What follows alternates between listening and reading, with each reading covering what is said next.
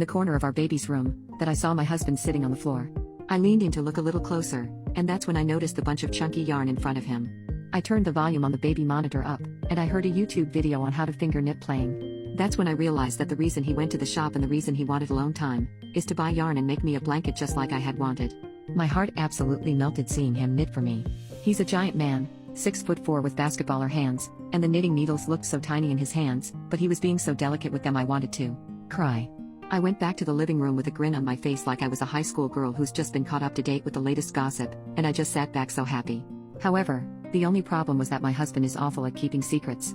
He cannot do it to save his life, and I knew he would tell me all about the blanket soon.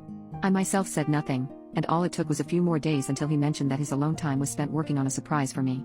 My ears perked up and I acted all excited about it, pretending to ponder what this surprise could be.